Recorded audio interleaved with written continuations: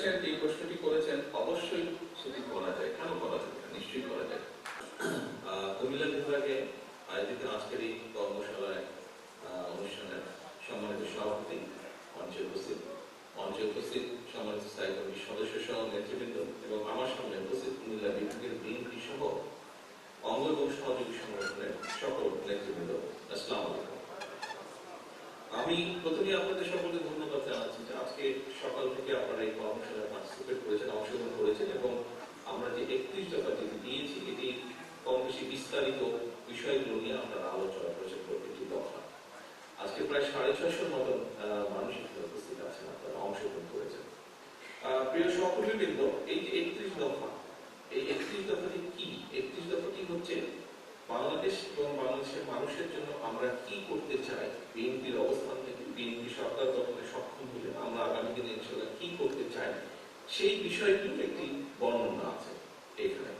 এবং এখানে একটি উল্লেখযোগ্য বিষয় হচ্ছে আমরা এর ভিতরে গত কয়েক মাসে 2-3 মাসে আমরা দেখেছি যে বিভিন্ন সমাজের বিভিন্ন ব্যক্তি বা সংগঠন অনেকেই বিভিন্ন সংস্কারের কথা বলেছেন।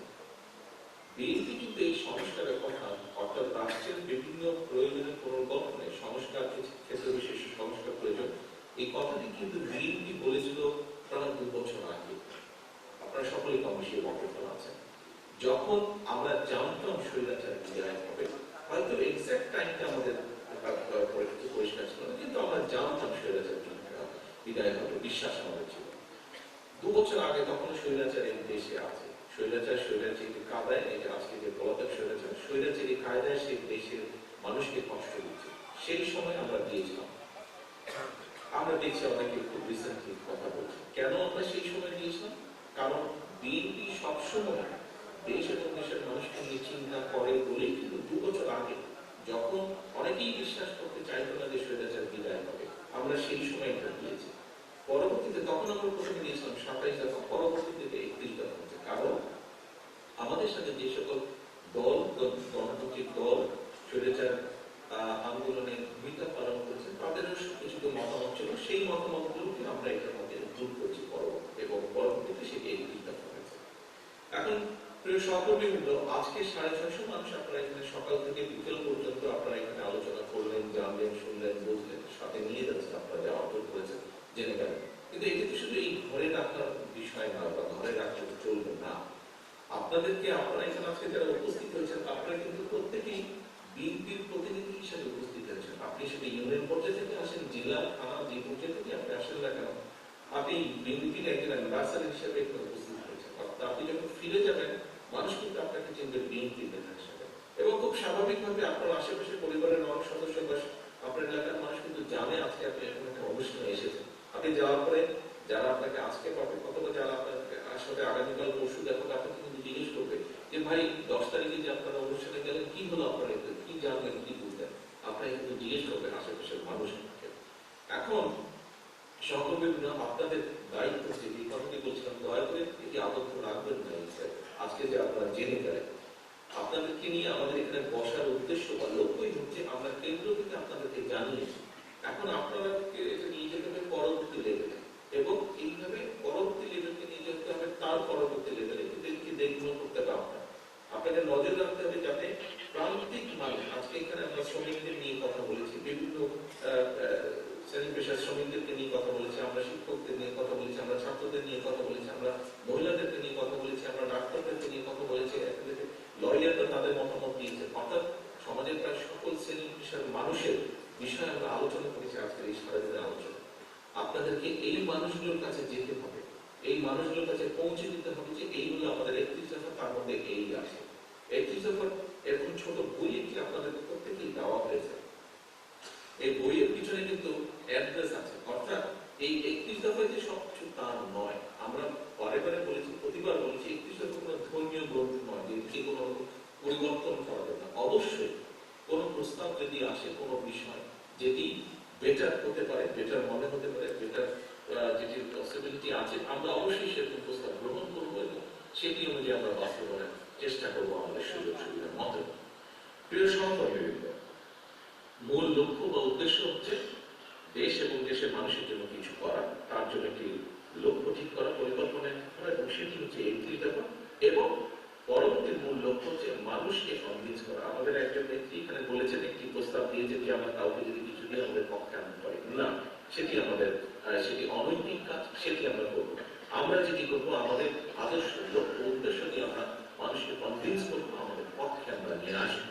কারণ আমরা দেখেছি কিভাবে ডামি ভোট হয়েছে এই দেশে, আমরা দেখেছি কিভাবে নিশিরাতের ভোট হয়েছে এই দেশে, আমরা দেখেছি কিভাবে ভোট ডাকাতি হয়েছে, এবং ভোট ডাকাতি, নিশিরাত, ডামি ভোট, এইগুলো যে দেশের কোনো ভালো কিছু করতে পারে না এটি প্রমাণিত। আমরা চাই আগামী দিনে দেশে একটু জবাবদিহিতার সরকার শুরু। আমি সেদিনও বলছি, ইউপি চেয়ারম্যান থেকে শুরু করে দেশের প্রধানমন্ত্রী, প্রত্যেককে জবাব দিতে হবে জনগণের কাছে, যা প্রত্যেকের জবাবদিহিতা থাকতে হবে। আপনার পরিবারকে নিয়ে আপনি চিন্তা করে দেখুন, পরিবারে একটি জবাবদিহিতা আছে বলেই কিন্তু পরিবার ঐক্যবদ্ধ থাকে। পরিবারের মধ্যে জবাবদিহিতা আছে বলেই কিন্তু পরিবার এগিয়ে যায় সকলের সাথে নিয়ে। সমগ্র দেশকে একটি বড় পরিবার, আমাদের এই পরিবারের নাম বাংলাদেশ, আমাদের পরিবারের ফ্যামিলি নেই হচ্ছে আমরা বাংলাদেশি। কাজী প্রিয় সহকর্মীবৃন্দ, আমাদের পরিবারের মতো যদি দেশের জবাবদিহিতা থাকে, প্রতিটি স্টেজে যদি, প্রতিটি সেক্টরে যদি জবাবদিহিতা থাকে, আমরা এখানে কম বেশি আপনারা যারা আছেন প্রত্যেকে আপনারা কম বেশি পৃথিবীর ভালো ভালো দেশগুলিতে গিয়েছেন, ফিরে এসে বলে আহা আমার দেশটা যদি লন্ডনের মতো হতো, আমার দেশটা যদি আমেরিকার মতো হতো, সিঙ্গাপুরের মতো হতো। সহকর্মীবৃন্দ, সেই দেশের প্রত্যেকটি যারা রাষ্ট্রের দায়িত্বে, সরকারের দায়িত্বে থাকে, সেগুলো প্রতিষ্ঠানের প্রত্যেকটি ব্যক্তির জবাবদিহিতা থাকে জনগণের কাছে, এবং সেজন্যই কিন্তু সেই দেশগুলোতে ভালো কিছু হয়, যার ফল দেশ এবং দেশের মানুষ ভোগ করে। আমাদের ইচ্ছা, আমাদের পরিকল্পনা, আমাদের প্রত্যাশা, আমরা দেশের মানুষের কাছে একটি জবাবদিহিতামূলক সরকার গঠন করতে চাই, যারা জনগণের কাছে জবাবদিহিতা করতে বাধ্য থাকবে। তাহলেই দেশের সমস্যার সমাধানগুলি করতে সক্ষম হব আমরা পর্যায়ক্রমে। সহকর্মীবৃন্দ, আরেকটি কথা উল্লেখ না করলেই নয়। আপনারা আমি প্রায় প্রত্যেকটি অনুষ্ঠানে এটি বলেছি, আমি আপনাদের সামনে আবারও সেই পুরনো কথাই তুলে ধরতে চাই। পুরনের জন্য কথাটি হতে পারে পুরনো, কিন্তু আমার কাছে মনে হয় এই কথাটি বোধহয় সঠিক। দেখুন, আপনাদের সাথে যখন আমার দলীয় অনুষ্ঠানে বা বিভিন্ন জায়গায় যখন কথোপকথন হয়, তখন কিন্তু আপনারা একটি কথা বলে থাকেন যে বিএনপির উপরে এই দেশের মানুষের অধিকাংশ মানুষের আস্থা রয়েছে, বিএনপির উপরে এই দেশের অধিকাংশ মানুষ আস্থা রাখে, বিশ্বাস রাখে। প্রিয় সহকর্মীবৃন্দ, আপনাদের কথাটি সঠিক, আপনাদের সহকর্মী হিসেবে আমিও বিশ্বাস করতে চাই যে কথাটি সঠিক। কিন্তু এই যে মানুষের আস্থা, এই যে মানুষের বিশ্বাস আমাদের উপর বা আমাদের প্রতি, এটিকে ধরে রাখার দায়িত্ব কিন্তু আমাদের। এটিকে ধরে রাখার দায়িত্ব কিন্তু জনগণ না, এটিকে ধরে রাখার দায়িত্ব বিএনপির একজন নেতা বা কর্মী হিসাবে দায়িত্ব হচ্ছে আপনার, যে আপনার উপরে মানুষ আস্থা রাখে। এবং এই আস্থাটা যদি রাখতে হয়, তাহলে অবশ্যই কিন্তু আমাদের কথাবার্তা, উঠা বসা, চলন বলন সবকিছুতে এমন কিছু থাকতে হবে যে কারণে মানুষ আমাদের উপরে ভরসা করবে, যে কারণে মানুষ আমাদের উপরে আস্থা রাখবে। আপনার উঠা বসা, চলনে বলনে যদি এমন কিছু থাকে যে কারণে মানুষ আমাদের উপরে ভরসা রাখবে না, তাহলে কিন্তু ক্ষতিগ্রস্ত প্রথমে আপনি হবেন, পরে আপনার এলাকার দল হবে, আপনার এলাকার যারা দলের নেতা হবে, এবং সামাজিকভাবে এটি হচ্ছে ইনফ্লুয়েন্সের জয়ের মতো। ঘরে একবার ঢুকতে যেত, একজন নিয়ে ঢুকতে যেত, সবার মধ্যে থাকে হাসি কাশি, ঠিক এটাও এরকম। সেই জন্যই সহকর্মী, কিন্তু আমি একটি কথা বলেছি, আপনারা প্রত্যেকে বিএনপির অ্যাম্বাসাডার বা বিএনপির প্রতিনিধি, আপনাদেরকে দেখে মানুষ বুঝবে বিএনপি কি। কাজে দয়া করে নিজেদের সকলকে পরিবর্তন করুন, মানুষের প্রত্যাশা অনুযায়ী উঠা বসা, কথাবার্তা, চলাফেরা দয়া করে করুন।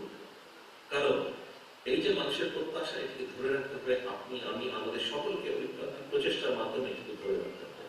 আজকে আমরা যেরকম 31 দফা নিয়ে আলোচনা করেছি, আজকে আমরা যেরকম 31 দফা পৌঁছে দিব, আজকে যেরকম আমরা সরকার গঠনের সুযোগ পেলে 31 দফা বাস্তবায়নের সর্বোচ্চ চেষ্টা করব, ঠিক একইভাবে আমাদেরকে চেষ্টা করতে হবে আমাদের স্ব অবস্থান থেকে। আপনি, আমি, আমরা কেউ হতে মনে করতে পারি আচ্ছা আমি একা এরকম কিছু বলে কি হবে। দেখুন, ওই যে বললাম ইনফ্লুয়েন্সার, আপনি যদি একা করেন আপনাদের সাথে আলোচনা করবেন, কিন্তু আপনি যদি সঠিক থাকেন, আপনি যদি দৃঢ় থাকেন, তাহলে আপনি আরেকজনকে, আপনার অনেক সহকর্মীকে আপনি শাসন করতে সক্ষম হবেন, তাকে আপনি গাইড করতে সক্ষম হবেন, তাকে আপনি সতর্ক করতে সক্ষম হবেন। সহকর্মীবৃন্দ, এখানে অনেক মুরব্বীকে আমি দেখতে পাচ্ছি আমার সামনে বসে আছে। সকলের কাছে একটি কথা তুলে ধরতে চাই। আমাদের বহু নেতা কর্মী, বহু সহকর্মী বিগত 15 বছর গুম হয়েছে, খুন হয়েছে, অত্যাচারিত হয়েছে, নির্যাতিত হয়েছে, পঙ্গু হয়েছে, আমাকে বাড়িঘর ধ্বংস হয়ে গেছে আমাকে, কিন্তু তারপরেও দল ছাড়েনি এই মানুষ। কেন? একটি বিশ্বাস নিয়ে। সেই বিশ্বাসটি ছিল জনগণের অধিকার প্রতিষ্ঠার যে আন্দোলন সেটি সফল হবে, সেটি সফল করবে, এটি প্রতিজ্ঞা ছিল। প্রিয় সহকর্মীবৃন্দ, এখানে আপনারা অনেকেই আছেন। আমি সংক্ষেপে আমার কথাটি তুলে ধরতে চাই, হয়তো প্রত্যেকের আমার জানা নেই, বাট আমারটা কম বেশি আপনারা জানেন। আমার বাবা শহীদ রাষ্ট্রপতি জিয়াউর রহমান এই দেশের জন্য কাজ করতে এই ষড়যন্ত্রকারীদের হাতে শহীদ হয়েছে। আমার ভাই শহীদ হয়েছে, মারা গিয়েছেন ষড়যন্ত্রকারীদের কাছে। আমার মা দেশপ্রী খালেদা জিয়া, যাকে এক বাক্যে আপনারা প্রত্যেকটি মানুষ শুনছেন, ওনাকে ষড়যন্ত্রকারীরা শুধুমাত্র দেশের পক্ষে থাকার জন্য, দেশের মানুষের পক্ষে থাকার জন্য কিভাবে নির্যাতিত হতে হয়েছে ওনাকে, সেই বিস্তারিত কাহিনী আমি গেলাম না। কাজেই সহকর্মীবৃন্দ, বাংলাদেশের বহু পরিবার, বিএনপির বহু পরিবারের কাহিনী কিন্তু এইরকম। বহু পরিবারের কাহিনী এবং আমার পরিবারের কাহিনী একই রকম। বহু নেতাকর্মী আছে যার বাবা মারা গিয়েছে, মা মারা গিয়েছে, এই যে অনেকেই হাত তুলছে, বাবা মারা গিয়েছে, মা মারা গিয়েছে, স্বজন মারা গিয়েছে, হাত করা অবস্থায় তাকে জানা যায় যে বহু মানুষ আছে, এই যে অনেকেই হাত তুলছে। সহকর্মীবৃন্দ, আজকে বিভাগীয় পর্যায়ে আমাদের শেষ কর্মসূচি, আমরা এরপরে জেলা পর্যায়ে শুরু করব। আমি শুধু আজকে কুমিল্লা বিভাগের নেতা কর্মীদের উদ্দেশ্যে কথাটি বলছি, আমি সমগ্র বাংলাদেশে ছড়িয়ে ছিটিয়ে থাকা আমার লক্ষ কোটি নেতা কর্মীর উদ্দেশ্যে কথাটি বলতে চাই। যেহেতু আপনারা বলছেন দেশের মানুষ বিএনপির উপর আস্থা রাখে, আসুন, বহু সময় নষ্ট হয়েছে, স্বৈরাচার অনেক কিছু ধ্বংস করে দিয়ে গেছে, এই দেশটাকে তারা ধ্বংস করে দিয়ে গেছে, এই দেশের মানুষের ভবিষ্যৎ তারা ধ্বংস করে দিতে চেয়েছিল। এখনো সম্ভাবনা আছে এবং সেই সম্ভাবনাকে যদি বাস্তবায়ন করতে হয়, মানুষ বিএনপির দিকে তাকিয়ে আছে। বিএনপি হিসাবে আসুন আমরা মানুষের সেই প্রত্যাশা পূরণের জন্য আমাদের সর্বোচ্চ দিয়ে আমরা চেষ্টা করি। এই দেশের জনগণের অধিকার ফেরানোর জন্য আমাদের সহকর্মীরাই জীবন দিয়েছে, আপনাদের আরো মানুষ দিয়েছে, বাট আমাদের সহকর্মীদের সংখ্যা বেশি। আমরা যে মানুষগুলো গুম হয়েছে, অত্যাচারিত হয়েছে, নির্যাতিত হয়েছে, আমরা রাজনৈতিক দল হিসেবে যদি বিবেচনা করি, দেখা যাবে আমাদের নেতাকর্মীর সংখ্যাই সবচেয়ে বেশি। কাজে যেই দলটি এত অত্যাচার নির্যাতন সহ্য করেছে, যেই দলটির এত মানুষ গুম করে শিকার হয়েছে, শহীদ হয়েছে, ৬০ লক্ষের মতো মানুষ গায়েবী মামলার শিকার হয়েছে, সেই দলটির কাছেই মানুষ প্রত্যাশা করে। সেই দলটির উচিত সেই প্রত্যাশা পূরণের জন্য নিজেদেরকে প্রস্তুত করা। শুধু নিজের কথা ভাবিয়ে ফেলে, আসুন আমরা দেশ এবং মানুষের কথা ভাবি। আসুন জীবনে বেঁচে থাকার জন্য যতটুকু আপনার প্রয়োজন আমরা ততটুকু করি, বাকি সময়টুকু আসুন আমরা মানুষ এবং দেশের জন্য ব্যয় করি। তাহলে আপনি মানুষের মধ্যে চিরস্মরণীয় হয়ে থাকবেন। প্রিয় সহকর্মীবৃন্দ, আসুন আজকে আমাদের প্রত্যাশা হোক, আমাদের শপথ হোক, আমাদের প্রতিজ্ঞা হোক, জীবনের বাকি দিনগুলো আমরা চেষ্টা করব এই দেশের জন্য, দেশের মানুষের জন্য ভালো কিছু করা, ভালো কিছু করে